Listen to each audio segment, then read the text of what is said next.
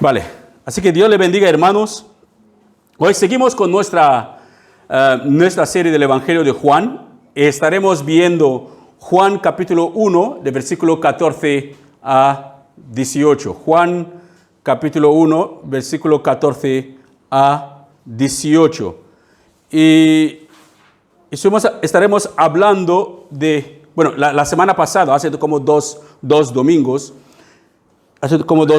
vimos Juan, ya hemos visto Juan capítulo 1, versículo 1 a 13, donde estuvimos hablando de Jesús siendo la palabra eterna de Dios, que estaba con Dios, y vimos que Jesús mismo era Dios. También estuvimos hablando que Jesús siempre estuvo antes del principio. No es que Jesús empezó a existir, ojo, Jesús no empezó a existir cuando nació en el mundo, pero sí que adquirió el nombre de Jesús cuando nació, porque antes de nacer no se llamaba Jesús. Él era el Señor, era Jehová Dios de los ejércitos celestiales, era Yahvé, era el Todopoderoso, era el que soy, era totalmente Dios. Así que él no tenía el nombre de Jesús antes de nacer, así que tuvo ese nombre que era un nombre que definía lo que él venía para hacer, que era para salvar a su pueblo.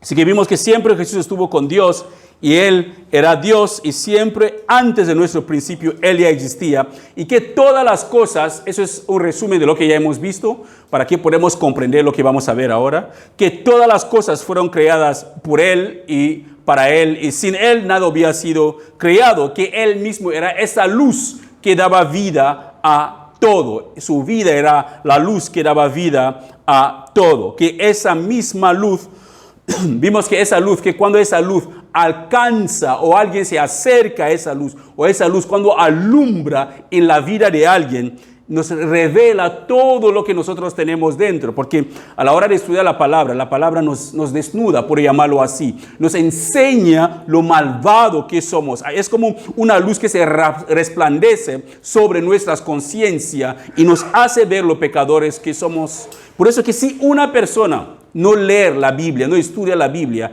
es difícil que comprenda su estado espiritual. Pero a la hora de estudiar la Biblia constantemente, sabremos que la ira está mal, sabremos que la envidia está mal, el celo está mal, la codicia está mal, la mentira está mal, la fornicación, el adulterio. Sabremos que todos esos pecados son pecados delante de los ojos de Dios.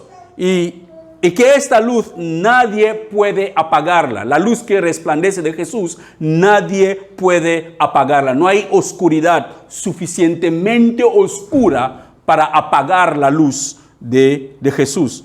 Que cuando esa luz brilla en nosotros, esa luz cambia nuestras vidas completamente. Y esa persona que la luz de Cristo brilla en ella, esa persona empieza a tener una nueva vida y empieza a amar y a hacer las cosas que antes no sabía o no podía hacer. También estuvimos hablando del testimonio de un hombre que Dios había enviado, que se llamaba Juan el Bautista. Y vemos que Juan el Bautista estaba cumpliendo una profecía de Malaquías capítulo 4. Juan estaba cumpliendo una profecía de Malaquías capítulo 4, de versículos 5 a 6, que Dios mismo dice que iba a mandar un mensajero, y este mensajero preparará el camino delante de él. Así que, ¿qué estaba diciendo Dios? Que él mismo iba a venir al mundo, que antes de venir al mundo, él iba a mandar un mensajero delante de él. ¿Para qué? Para que ese mensajero prepara el camino antes de su venida. Entonces el Señor Dice, entonces el Señor al que ustedes buscan vendrá de repente a su templo. El mensajero del pacto a quien buscan con tanto entusiasmo, sin duda vendrá, dice el Señor de los ejércitos celestiales. Así que antes de la venida de Juan el Bautista, Dios, o la venida del Mesías, Dios había prometido mandar a alguien, un vocero, alguien que vendrá anunciando, arrepentíos, volver a Dios, porque Él, su reino está cerca, Dios se está acercando, Dios el Creador está a punto de descender. Y la misma tierra que él mismo creó, tomará forma de un ser humano para salvar a su propia creación. Así que Juan fue ese vocero que Dios mandó. Por eso que la gente, cuando iremos leyendo, verán que preguntaron a Juan si él era el Mesías. Él dijo que no, que él solamente era la voz que proclamaba en el desierto. Y sus discípulos, los discípulos de Jesús también, tuvieron sus dudas de quién era Juan. Y veremos que llegó un punto que preguntaron a Jesús quién era Juan. ¿Por qué dicen los profetas o los escribas o los maestros de la ley que antes de que viniera el Mesías, vendrá Elías? Así que Jesús le dijo que no, ya vino Elías, pero la gente no lo reconocieron, que Juan mismo era ese Elías. Así que como estamos viendo que el Señor le había prometido que iba a mandar a su vocero. Aunque no fue registrado por el apóstol Juan y su evangelio, los discípulos de Jesús también, lo que estaba diciendo, los discípulos de Jesús habían hecho esta pregunta a Jesús, preguntándole sobre qué pasaría o qué iba a pasar antes de la venida del Mesías. Por eso que dice en Mateo capítulo 17, 10 a 12, dice, ¿por qué dicen los maestros de la ley que Elías ha de venir primero? Y Jesús contestó, es cierto que Elías viene primero y que él lo arreglará todo. ¿Qué quiere decir arreglará todo? Que va a preparar el camino, preparará los corazones de las personas antes que venga el Mesías. Pero yo les dijo, aquí Jesús dice que yo les dijo que Elías ya vino y que ellos no lo reconocieron, sino que hicieron con él todo lo que quisieron. Del mismo modo, el Hijo del Hombre va a sufrir en manos de ellos. Así que Jesús aquí le dice a sus discípulos que, ojo, no es que antes de que venga el Mesías, Elías en sí físicamente va a venir. El espíritu de Elías estaba en Juan el Bautista. Así que Elías vino en la persona de Juan el Bautista para preparar el camino delante de la gente, para preparar el camino delante del Señor, para que cuando viniera el Señor, la gente tenía que estar preparados. Hermano, es una cosa que tenemos que comprender de Dios cuando leemos el Evangelio. Que Dios nunca hace algo espontáneamente, así como un padre irado o una persona que toma una decisión sin reflexionar. Él siempre nos avisa. Si leemos la Biblia, Él siempre avisa. Él avisó al pueblo, ha mandado a Juan el Bautista. Pero ¿qué hicieron? Hicieron con él lo que quisieron. Le mataron, al final le decapitaron. Herodes lo decapitó. Así que no tuvieron el discernimiento suficiente para entender que Dios estaba cumpliendo su profecía de mandar a Elías, que era Juan el Bautista. Pero mataron a Juan el Bautista. Así que Juan el Bautista vino a anunciar sobre la venida de la luz verdadera al mundo que él mismo había creado. Jesús mismo había creado el mundo, él era la luz para el mundo, vino al mismo mundo que él había creado. El mundo no lo reconoció, como le hemos visto antes, de versículo 1 a 13 de Juan 1, y vino a su propio pueblo, su gente, la gente de Israel. Ellos lo rechazaron, pero algo asombroso ocurrió. Pero los que lo recibieron, los que lo aceptaron, Él les dio la potestad. ¿Qué quiere? La autoridad de ser llamados hijos de Dios. Es lo mismo que ocurre para nosotros hoy. No podemos recibir a Jesús físicamente en nuestro humilde lugar de congregarnos. No podemos recibirle aquí, digamos, como un templo. No podemos recibirle en nuestras casas como lo hizo Zaqueo o como lo hicieron algunas de las personas de la antigua. No podemos recibirle físicamente, pero podemos recibirle en nuestras vidas creyendo en Él. Así cuando nosotros ponemos nuestra fe en Cristo Jesús como nuestro Señor y Salvador, Dios nos da la salvación. Así que nos otorga este derecho de ser llamados hijos y hijas de Dios. Así que hoy seguiremos donde dejamos hace 2 domingos.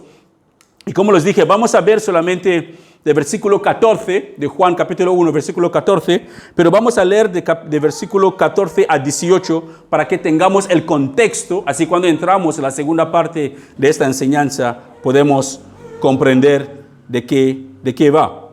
Así que con esta enseñanza de hoy, el apóstol Juan nos revela algo sobre Dios. Por eso que tenemos el título que nosotros tenemos es El Dios que vino para salvar. El Dios que vino para salvar.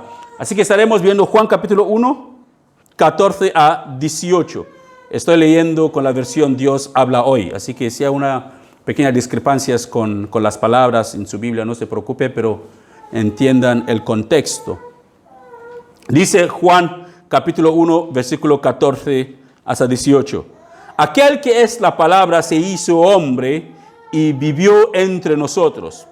Y hemos visto, escucha bien, Juan dice, y hemos visto su gloria, la gloria que recibió del Padre, por ser su Hijo único, abundante en amor y verdad.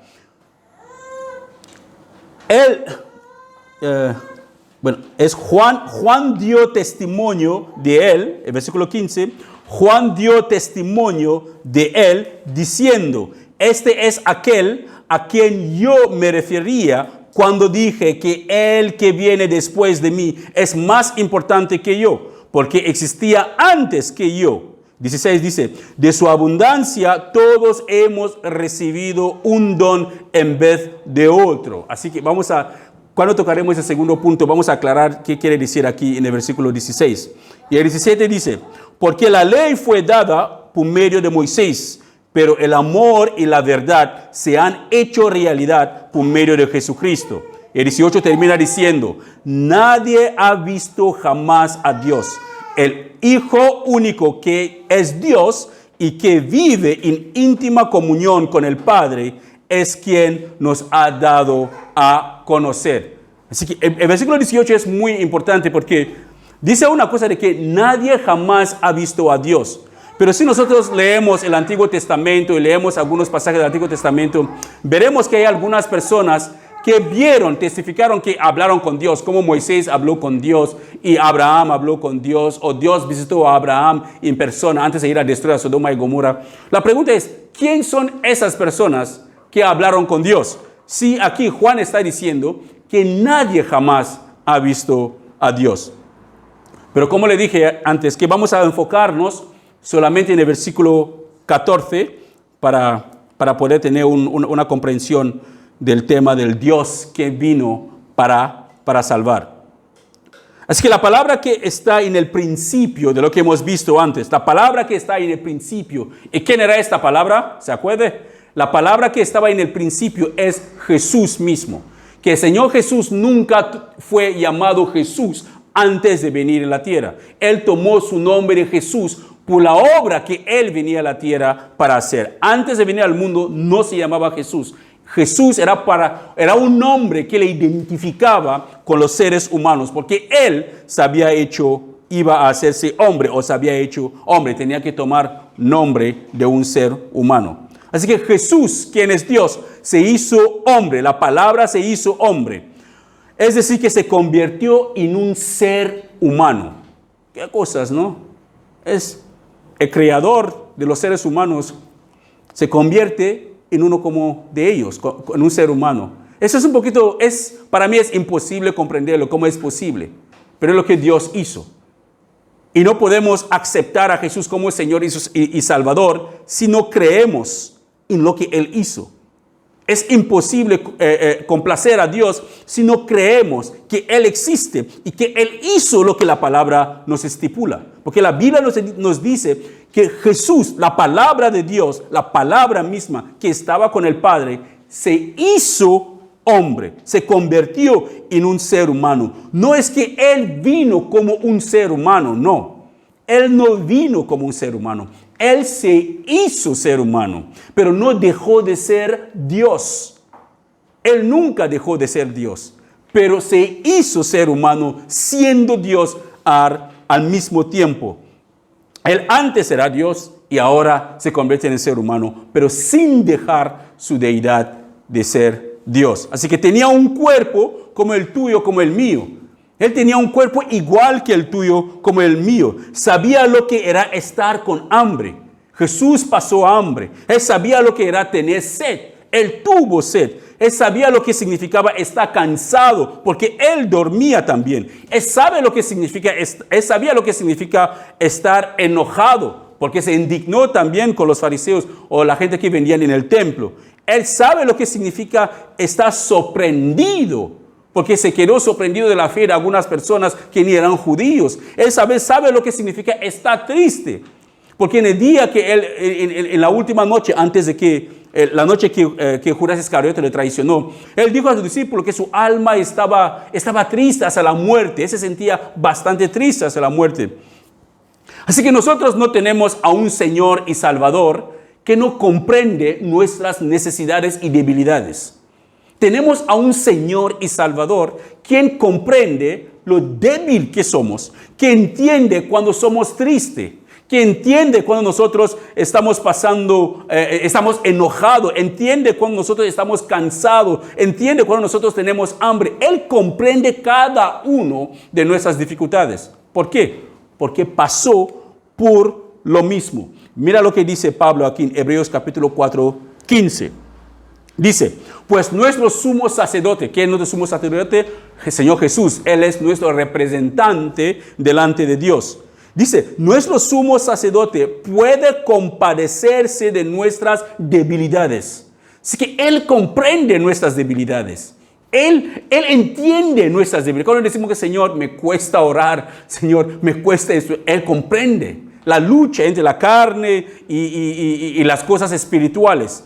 He escuchado personas que dicen que no tienen, desde que se convirtieron, escuchó a un pastor decir esto y me quedó atónito, que desde que se convirtió nunca ha tenido ninguna lucha sobre nada. Digo, wow, qué hombre santo, porque yo lucho cada día para orar, lucho cada día para mantenerme firme, lucho cada día para quitar mis ojos de las cosas que antes mis ojos miraban, lucho cada día también. Pero, ¿por qué? Porque mi esperanza de esta lucha para ganar no está en mí, está en lo que Jesús hizo por mí. Mi fortaleza no viene de mí mismo, viene de Cristo. Así que si hay alguien que no tiene ninguna lucha, ningún esfuerzo, esa persona no tenía que estar aquí en la tierra, debería estar en el cielo ya, porque es una persona totalmente santa. Porque Pablo mismo lo pone, que hay de él, lo que él quiere hacer, no lo haga. Lo que él no quiere hacer, eso mismo él hacía. Pero daba gracias a Dios por Jesucristo, quien murió en la cruz por sus pecados. Así que aquí Pablo nos pone que Jesús, nuestro sumo sacerdote, se compadece de nuestras debilidades. ¿Por qué? Porque Él también estuvo sometido a las mismas pruebas que nosotros, solo que jamás pecó. Él fue sometido de las mismas pruebas que nosotros, pero la única diferencia con nosotros y Él es que Él jamás pecó. Él fue totalmente santo, sin ningún pecado, pero pasó por las mismas tentaciones y pruebas que usted y yo estamos pasando. Así que, hermanos, la única persona que está capacitada a comprendernos y ayudarnos en nuestros momentos difíciles es Jesús. Es nuestro Señor Jesús. Es la única persona capacitada y capaz de entendernos y ayudarnos en nuestras dificultades, solamente el Señor Jesús. ¿Por qué? Él los tuvo y los venció todos, los ganó. Así que solo Él nos puede ayudar para vencer cualquier cosa que nos pasa en nuestras vidas. Así que por hacerse un ser humano, el Señor tuvo que pasar por las mismas dificultades, tuvo que pasar por las mismas pruebas que cada uno de nosotros estamos pasando hoy en día. Por eso que Él es la única persona, como les he dicho, mejor posicionado en todo el universo, la única persona que nos comprende y nos puede ayudar en los momentos difíciles. Él era como nosotros, sin embargo, aunque Él era como nosotros, sin embargo, Él no era como nosotros. Él era como nosotros a 100%, pero al mismo tiempo, Él no era como nosotros. ¿En qué sentido? Que Él vino del cielo, pero nosotros no venimos del cielo. Él era un ser humano, pero un ser humano como nosotros, pero al mismo tiempo no era un ser humano como nosotros, porque Él venía del cielo y Él estuvo antes de nuestro principio, antes del principio de toda la creación. Él ya estuvo ahí, Él creó todas las cosas, aún siendo ser humano como nosotros. De la misma manera, Él no era igual, no era como nosotros. Si leemos el versículo 14, nos dice, el versículo 14 nos dice, Él estaba lleno de amor inagotable. Esa es la Nueva Traducción Viviente, dice que Él estaba lleno de amor inagotable. Pero en nuestro pasaje de Dios habla hoy, dice que Él tenía amor, Él tenía abundante amor y verdad. Abundante amor y verdad. Buscamos amor verdadera, la podemos encontrar solamente en Cristo. Buscamos la verdad, Jesús es la única verdad que existe. Así que nuestro amor como seres humanos, ¿qué pasa con nuestro amor? Con el tiempo se agota. La gente dice, no, ya no lo quiero más, se acabó. ¿Por qué? Porque hizo una cosa o dijo una cosa y ya se acabó el amor, se acabó la amistad, se acabó todo. Pero el amor de Cristo es inagotable. Su amor no tiene fin, no se agota nunca. Es como una lluvia que nunca para de caer. Nuestro amor a nosotros se agota.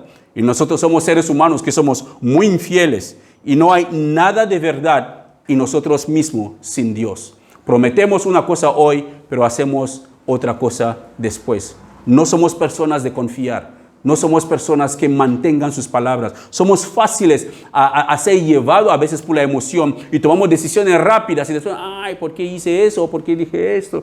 Ay, ¿por qué prometí esto? Bueno, lo siento, no puedo cumplirlo. No, Dios no es así.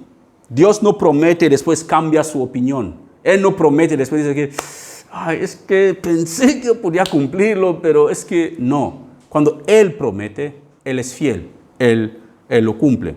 O sea, que dice que Jesús abundaba en amor y verdad. No había ninguna mentira en Él. No podía encontrarle nada. Por eso que buscaron los fariseos todas las tácticas, las maneras para hundirle. No encontraron nada. Nada. Buscaron falsos testigos para testificar contra Él. Los mismos testigos se contradecían entre sí y no encontraron nada en Él. Nosotros no guardamos nuestros compromisos, pero Dios sí que guarda su compromiso. El apóstol Juan también, por haber experimentado el amor de Dios en Cristo Jesús en su propia vida, porque Juan anduvo con Jesús. Él era este discípulo amado, como uno el más joven del grupo, que estaba cerca de Jesús. Dice que se acostaba hacia su pecho y hablaba con él, con esta confianza. Aunque era un joven también ímpetu, tenía mucho genio, era el hijo de Zebedeo. No sé si lo habéis escuchado, que Juan y su hermano le denominan los hijos de trueno, porque deseaban que Jesús mandara fuego del cielo para consumir una ciudad que no querían recibirle. Él era joven, ímpetu, súper activo, como nuestros hijos que tenemos en casa. Quiere hacer cosas sin pensar y esas cosas. Pero con el tiempo, él fue cultivando una relación íntima con Jesús, comprendiendo a Jesús. Por eso que en 1 de Juan 4, de versículo 9 a 10, él dice lo siguiente sobre Dios. Ese es Juan hablando sobre Dios, después de haber experimentado, después de haber madurado en la fe, después de haber conocido la persona de Jesús, porque es imposible conocer a Jesús en nuestras vidas permanece de la misma manera. Es imposible que alguien diga que yo conozco a Jesús, pero es la misma persona que hace las mismas cosas hace 10 años que tú lo conociste. Y te dice que no, hace 10 años que conocí a Jesús, pero sigue haciendo lo mismo, está en la misma atadura, en la misma trampa. Ahí hay que cuestionar esta salvación. Porque es imposible que la luz del Señor se resplandece sobre ti y la oscuridad permanece en ti. Totalmente imposible. Podemos luchar con algunas cosas, pero no podemos ser esclavos del pecado después de que la luz del Señor se resplandece sobre nosotros. 1 de Juan 4, de 9 a 10, el apóstol Juan dice, Dios mostró su amor hacia nosotros. ¿Cuándo? ¿Cómo? ¿Cómo lo hizo Dios? Al enviar a su Hijo único al mundo para que tengamos vida por Él. Así que Dios no se reservó lo mejor de sí. Él entregó lo mejor de sí. Y no cuando nosotros buscábamos a Dios, no cuando nosotros éramos buenas personas, Porque no creo que Dios encontró a alguno de ustedes aquí cuando era una buena, perfecta persona. Nos encontró en nuestros delitos y pecados. Nos encontró cuando éramos enemigos de Él, que nos afanábamos a las cosas temporales en este mundo. Es cuando Él vino y nos rescató. Así que Juan está poniendo aquí que Dios demostró su amor hacia nosotros. ¿Cómo? Entregando a su único Hijo para morir por nosotros, para que nosotros podamos tener vida a través de su Hijo. Y sigue diciendo, el amor consiste en eso. Esa es la definición del amor. Las demás cosas son otras cosas, pero eso es la definición del amor. Dice Juan, el amor consiste en eso. No en que nosotros hayamos amado a Dios. Eso no es el amor. Así que nadie diga que yo amo tanto a Dios, por eso que Él me salvó. No, no es por eso. No es porque nosotros deseábamos tanto a Dios y Dios, wow, cómo me desea y ya me voy ahí para salvarles. No, no había nada bueno en nosotros. Dice, sino que ese es el amor verdadero, en que Él nos amó a nosotros primero. Así que Dios derrama el amor en nosotros. ¿Y qué hace nosotros? Solamente respondemos a ese amor. Es como una persona que simplemente le trata maltratado, una mujer maltratada, unos hijos maltratados, un esposo maltratado, o un trabajador que le maltrata siempre. ¿Qué pasa con esta persona que cuando estás muy maltratado, otra persona viene y te derrama un amor genuino hacia ti? ¿Tu reacción será enojo hacia la persona? ¿Será rebeldía hacia la persona? ¿Será a la defensiva y empezar a tratarle mal también? No.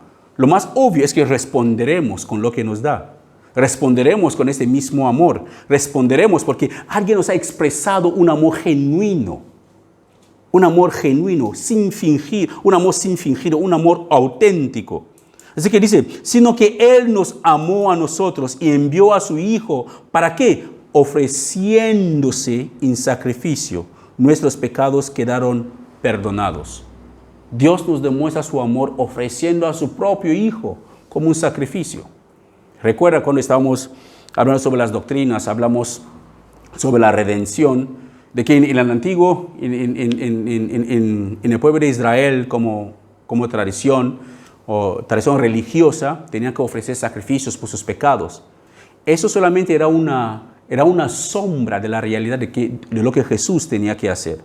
Así que si leemos el Antiguo Testamento, podemos comprender bastante bien el Nuevo Testamento. Pues que es importante leer el Antiguo Testamento, porque muchas de las cosas del Antiguo Testamento, Dios lo hacía, la gente lo hacían como, bueno, lo hacemos porque Dios lo dijo, pero significaba algo real que Dios iba a cumplir a través de eso, como los sacrificios de los animales para el perdón de los pecados. No pudo nunca haber perdón de pecados en el Antiguo Testamento si no había sacrificio de un animal.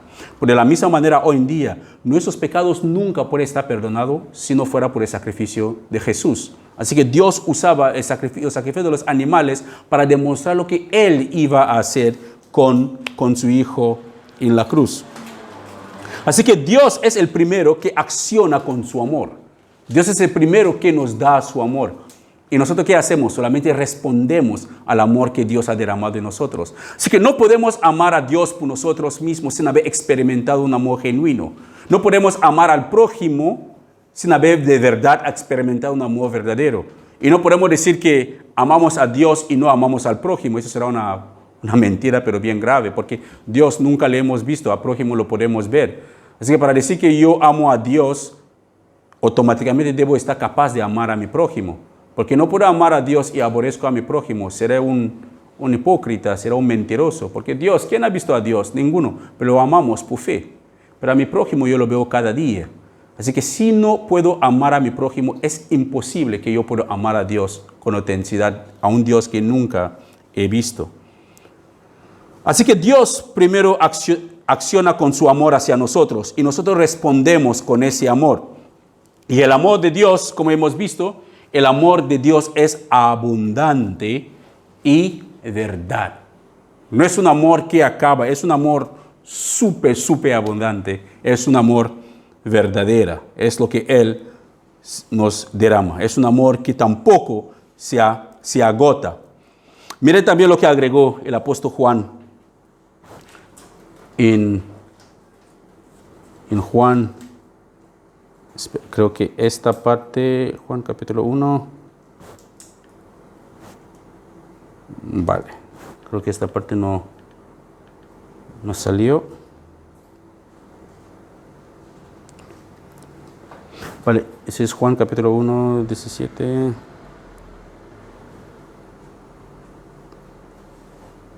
Vale, falta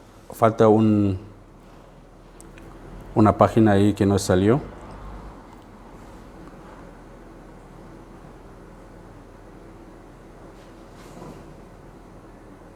Sí, falta una página ahí que no salió. Pero vemos que el amor de Dios es abundante y inagotable. Y el apóstol Juan también, si lo podéis mirar, lo podéis buscar. En 1 de Juan capítulo 4, versículo 11. 1 de Juan capítulo 4, versículo 11. 1 de Juan capítulo 4, versículo 11. El apóstol Juan dice, queridos hermanos, si Dios nos ha amado así, nosotros también debemos amarnos unos a otros. ¿Cómo nos ha amado Dios?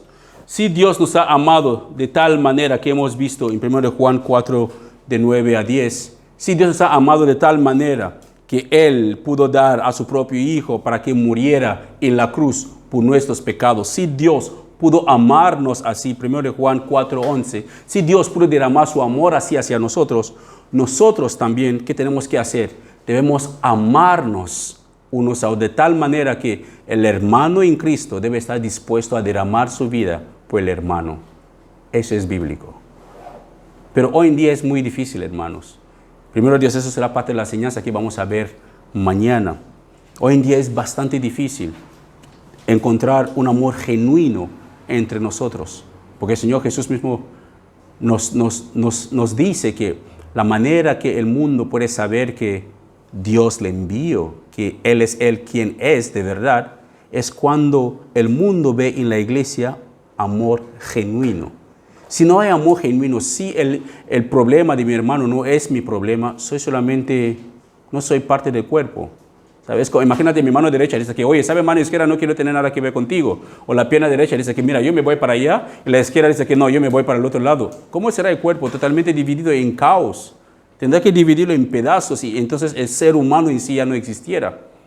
De la misma manera, la iglesia es el cuerpo de Cristo. Así que debe haber una unidad genuina en la iglesia. No son personas egocéntricas que piensan solamente en su propio bien. Es un cuerpo que piensa en el bienestar del cuerpo, porque tenemos un solo Señor y un solo Salvador, que es Señor Jesucristo. Así que el amor fraternal es primordial en nuestras relaciones en la iglesia. Y eso todos lo sabemos. No hay ningún creyente que no sabe que el amor fraternal es importante en la iglesia, pero todos lo sabemos. Sabemos que somos hijos de Dios y sabemos que debemos amarnos unos a otros. Pero la pregunta es, ¿por qué no lo hacemos? Porque no es tan frecuente en la iglesia ver este amor genuino. Así que el versículo 14 de Juan, habla de que es el amor del Señor Jesús, que es inagotable, y no solamente es inagotable, también es un amor verdadero. Él está lleno de amor inagotable y de verdad. Así que si Jesús dice que nos ama, si la Biblia dice que Dios ama al mundo, si la Biblia dice que Dios ama al pecador, que quiere que el pecador se arrepienta, no es que ama al pecado, como dice en Ezequiel 18:23, Dios pregunta, ¿acaso pensáis que me agrada ver morir a un pecador y sus pecados? Para nada. Pero si se arrepiente, se aparta, vivirá. Así que Dios desea que el pecador se arrepienta de sus pecados para poder vivir. Así que cuando el apóstol Juan miró a la vida de Jesús y vio solamente, lo único que él pudo ver cuando él pasó el tiempo con Jesús, lo único que él pudo ver es un amor verdadero, un amor inagotable, un amor fiel, algo que él pudo expresarlo a otras personas, porque muchas de las cartas del apóstol Juan son cartas llenas de amor. Él anima a los hermanos, ámanse unos a otros, pero cuando él era joven, pedía a Jesús de descender fuego del cielo para consumir a la gente. Pero cuando él experimentó el amor de Dios, experimentó la vida de Jesús, vio que Jesús era llamado amigos de pecadores y no tenía ni miedo de tocar a los leprosos, no tenía miedo de tocar a la gente que estaban sucias. Él vio que Jesús amaba a todo mundo sin ninguna diferencia o sin ninguna excepción. Por eso es que muchas de sus, primero de Juan, segundo de Juan, tercero de Juan, todas están llenas de amor, animando a los hermanos que vivan en armonía, que deben vivir con el amor de Cristo, que Dios es amor. El que vive en amor vive en Dios porque Dios está en él. Así debe ser la iglesia. Una iglesia llena de amor, hermanos. Hablo del amor de Dios. Es imposible que el enemigo siembre alguna cizaña o alguna división. Es imposible porque el amor cubre multitudes de faltas. Porque si amo a mi hermano y veo que le ha pasado algo, en vez de exponerlo para que el mundo se ríe, no solamente de él, pero se reirá de la iglesia, lo voy a exhortar para que cambie su manera de ser, siguiendo los principios bíblicos. Que si podemos poner los principios bíblicos en obras, hermanos, me entristece bastante porque a veces veo algunos pastores que han publicado cosas que se ríen de otros, pero en público. Pero, hermanos, sepa una cosa. Si se ríen de un cristiano que ha hecho algo en público, no solamente de ese cristiano se está riendo, de todos los cristianos se están riendo. Si esa persona de verdad forma parte del cuerpo de Cristo y otro cristiano quiere exponer, quiere hablar, una cosa es corregir la parte doctrinal, otra cosa es insultar a alguien para dañar su propia reputación. Así que después de que el apóstol Juan mismo experimentó el amor del Señor, él pudo escribir muchas cosas sobre este mismo amor. Por eso es que el Señor Jesús fue llamado amigo de pecadores. Por los que no le llamaban amigo de pecadores. No porque él aceptaba los pecados de la gente, pero simplemente porque él deseaba que los pecadores se arrepienten de sus pecados para alcanzar la salvación. Es que uno de los motivos, escuchen bien, hermanos, uno de los motivos después de la gran comisión que el Señor Jesús dio a sus discípulos en Mateo 24, si lo leemos, que ellos deberían motivarse o que deberían ir al mundo entero para compartir la palabra de Dios y hacer discípulos y bautizar en el nombre del Padre, del Hijo y del Espíritu Santo. Una de las cosas en la Biblia que debe motivarnos como creyente, cada uno de nosotros, una de las cosas que debe llevarnos a evangelizar, a predicar la palabra de Dios, son las mismas declaraciones que el Señor Jesús nos da en Lucas capítulo 15, versículo 7. Esas declaraciones, el Señor Jesús mismo lo dice. Le dijo que así también hay más alegría en el cielo por un pecador que se convierte que por 99 justos que no necesitan convertirse. Algo así, una declaración así, hermanos, tenemos que comprender una cosa. Que Dios desea que hasta el último pecador del mundo se convierte a Él. Así cuando hay una persona que se convierte a Cristo, una persona que la gente había perdido esperanza, que esa persona es una persona totalmente perdida, él mismo había perdido esperanza. Cuando hay una conversión genuina, verdadera, dice que hay gozo en el cielo.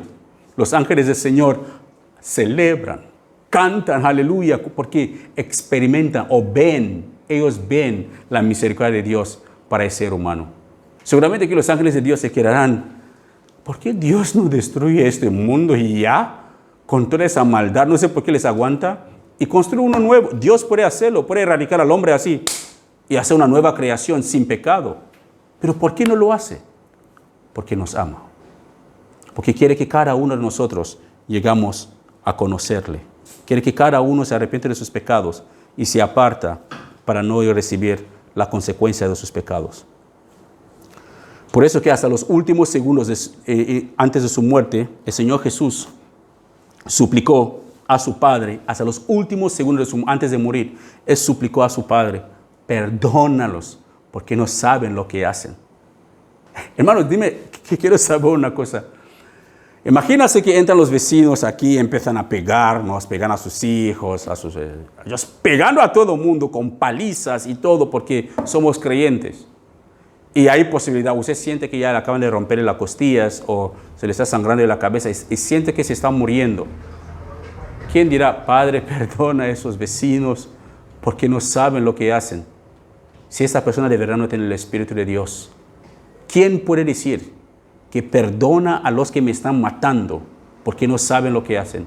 Solamente alguien que ha experimentado el amor de Dios. Alguien que tiene el Espíritu de Dios. Solamente esa persona puede sinceramente decir, Padre, perdónale porque no saben lo que hace.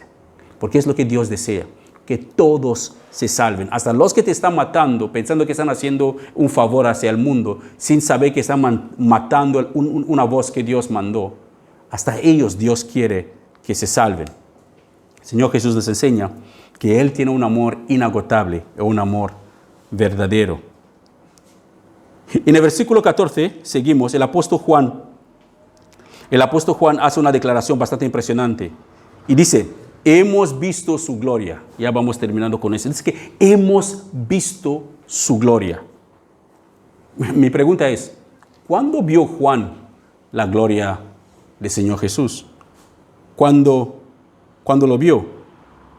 Aunque el apóstol Juan mismo no da detalles sobre cuándo exactamente él vio la gloria de Jesús, porque en el Evangelio de Juan no está, él no expresa, él solamente hace esta expresión al principio, pero no dice exactamente cuándo él vio la gloria del Señor Jesús. Pero podemos ver esta historia, la narración de esta historia está en Mateo 7, de 1 a 13. Que es el tiempo es una elaboración de la transfiguración. Cuando Jesús iba un día para orar, él iba a orar y se llevó consigo Pedro y los hijos de Zebedeo, que es Juan, el mismo apóstol Juan, con su hermano Santiago. Jesús los llevó a los tres y allí delante de ellos, dice este pasaje de Mateo 17, que Jesús se transformó en la presencia de ellos. Él cambió de apariencia, empezó a brillar como una luz. Empezó a brillar tanto, había un resplandor que salía de él. Y su cara brillaba tanto como el sol. Y su ropa se volvió completamente blanca como la luz. Y no solamente eso, dice que se le apareció Moisés y Elías y hablaban con Jesús sobre su partida. Así que Moisés era él quien dio la ley. Y Elías es el final de los profetas, porque después de Elías no hubo ningún otro profeta, hasta que vino Juan el Bautista para preparar el camino para el Señor. Así que Elías vino, Moisés vino, hablaron, vale, mira, así son las cosas que tienen que ocurrir, así son las cosas que tienen que ocurrir. La Biblia no nos da directamente los detalles de lo que ocurrieron. Digo que Moisés, que es el final de la ley, vino explicando, estaban hablando con Jesús ahí. Y después los discípulos se quedaron Pedro se quedó como totalmente loco y querían hacer como estatuas de reverencia, porque dice que la palabra ahí que él no sabía ni lo que él estaba hablando, estaba tan emocionado que no sabía ni lo que estaba hablando, que Señor, hacemos unas esmeraldas aquí, para uno para ti, uno para Elías, uno para... No. Y después una nube les cubrió, una voz dijo en la nube, ese es mi hijo amado en quien tengo complacencia, o ese es mi hijo, a él oír. Sí, eso es mi hijo, a él oír. Una voz dijo eso en la nube.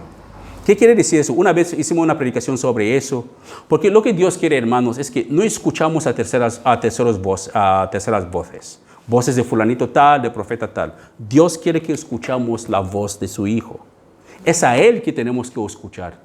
Es a Jesús quien tenemos que escuchar. No a mi voz ni a mi opinión.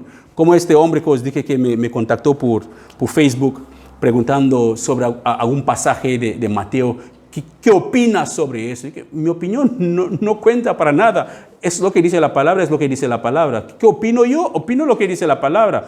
Porque mi opinión no es lo que convierte a la gente a Dios. Es la palabra de Dios que tiene ese poder para convertir a las personas.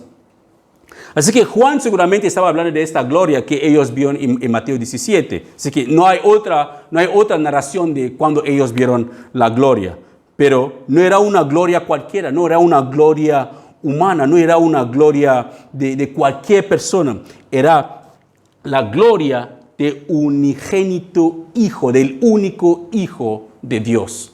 Una gloria impresionante que demostraba que Jesús era Dios. Algo que Juan y su hermano Santiago y Pedro nunca habían visto, es lo que vieron.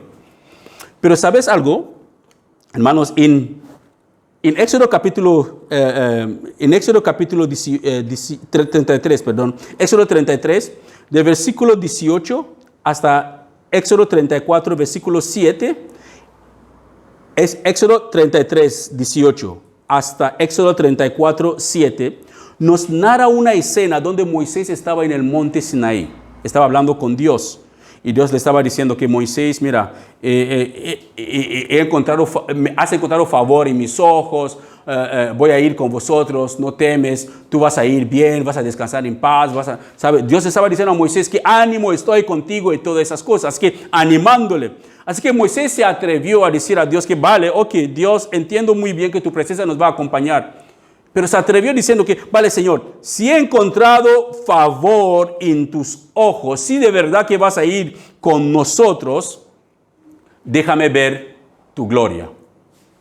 Moisés pregunta a Dios, déjame ver tu gloria. Recuerda, Juan acaba de decir que vimos su gloria, la gloria del único Hijo de Dios. Y aquí Moisés le pide a Dios, déjame ver tu gloria. Y Moisés le suplicó a Dios. ¿Acaso Dios dijo a Moisés que no puedes ver mi gloria?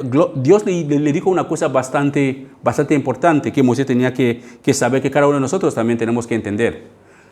Recuerda lo que hablamos, lo que vimos al principio de la enseñanza, donde dice que nadie nunca ha visto a Dios, en el pasaje que hemos leído al principio, creo que era el versículo 15, de 14 a 18, que nadie nunca ha visto a Dios. Nadie jamás ha visto a Dios. Pero ¿qué nos ha hecho ver a Dios? Jesús nos ha revelado a Dios mismo. Voy a leerlo otra vez para que lo entendáis. Eso es Juan capítulo 1. Juan capítulo 1, versículo 18. Está en el versículo 18. Juan 1, 18 dice: nadie ha visto jamás a Dios, pero el único que es Dios está íntimamente ligado al Padre. Él nos ha revelado a Dios. Pero aquí tenemos a Moisés suplicando que quiere ver la gloria de Dios. Pero mira cómo Dios le contesta en Éxodo capítulo 33, de 19 a 20. Pero el Señor le contestó a Moisés: voy a hacer pasar toda mi bondad delante de ti. Qué manera de contestar a Moisés, ¿no? No dice nada, es que voy a pasar mi bondad. La bondad de Dios.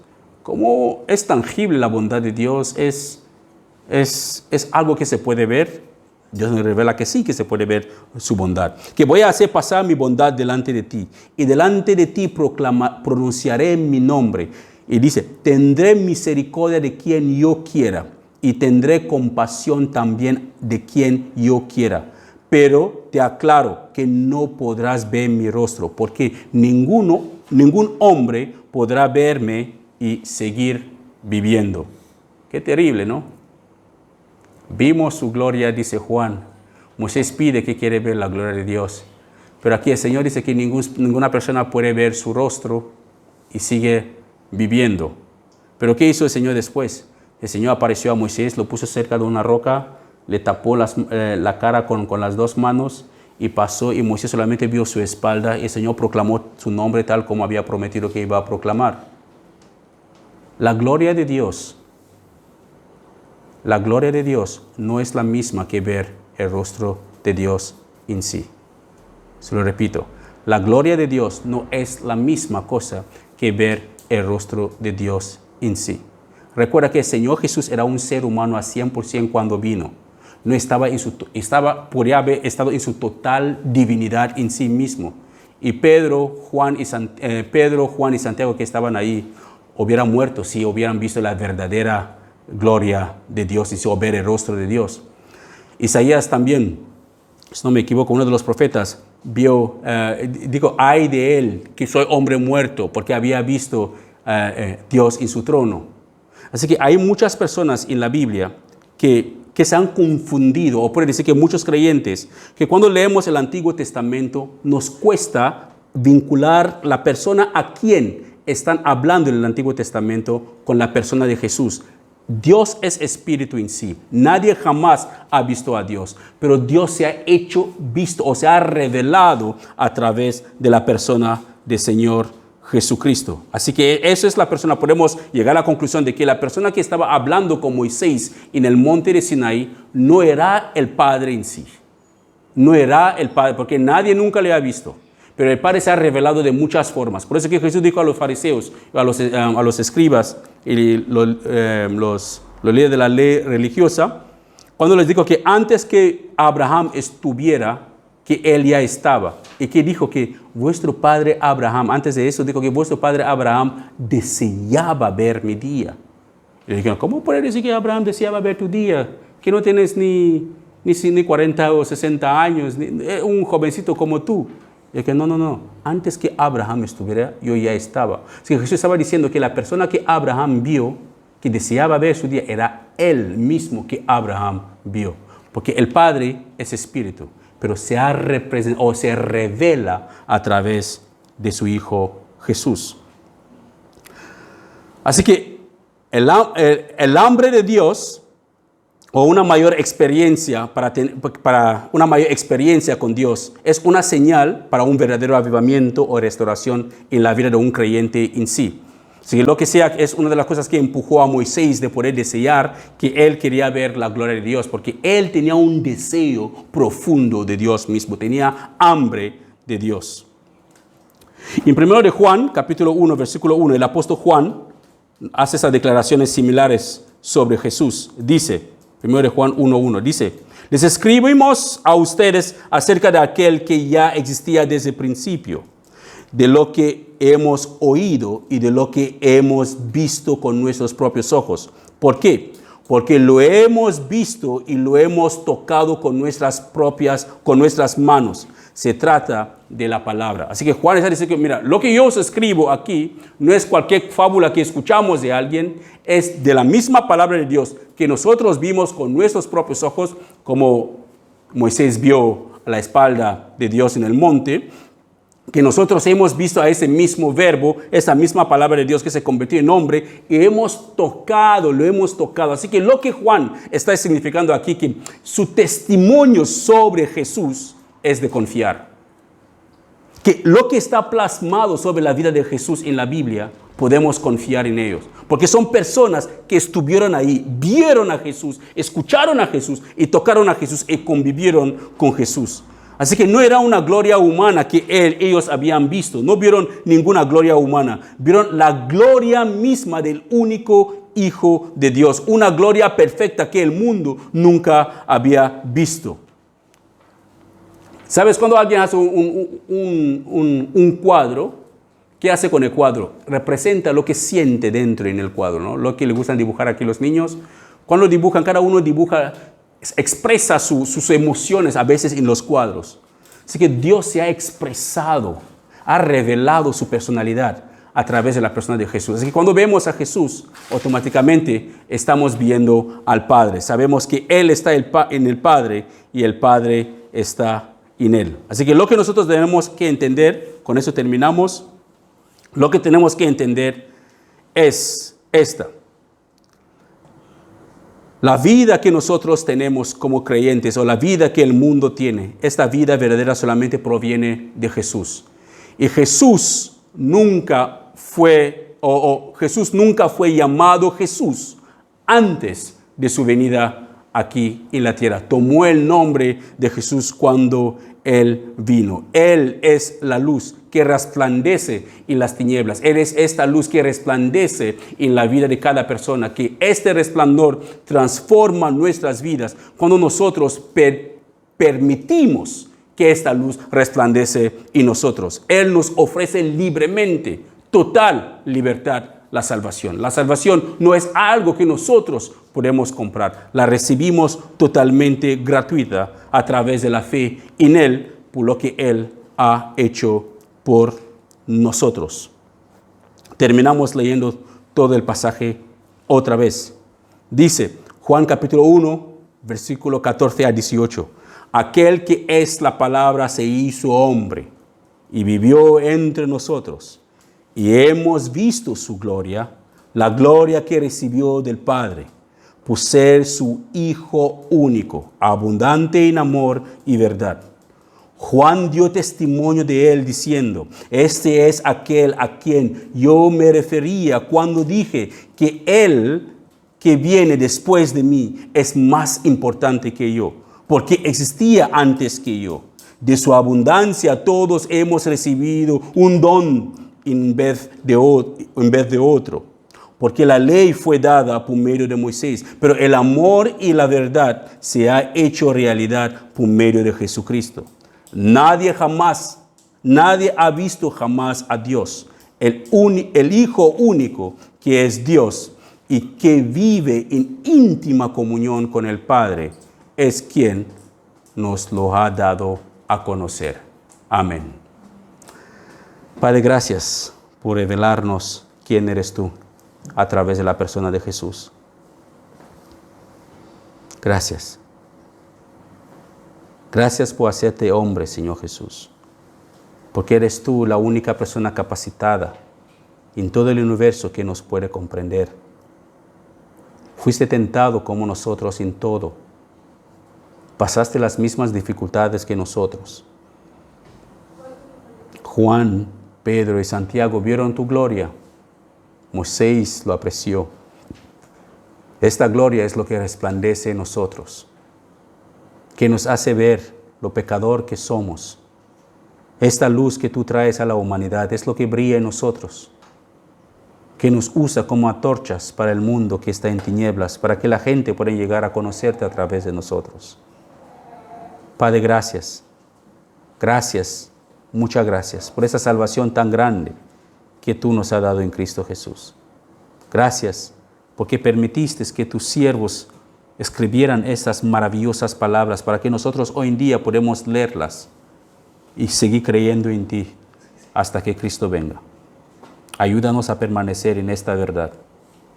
Ayúdanos, Señor, a permanecer en este amor inagotable y verdad hasta la venida de Cristo o hasta el día que nosotros nos partamos de este mundo. Gracias por todo. En el nombre de Jesús. Amén.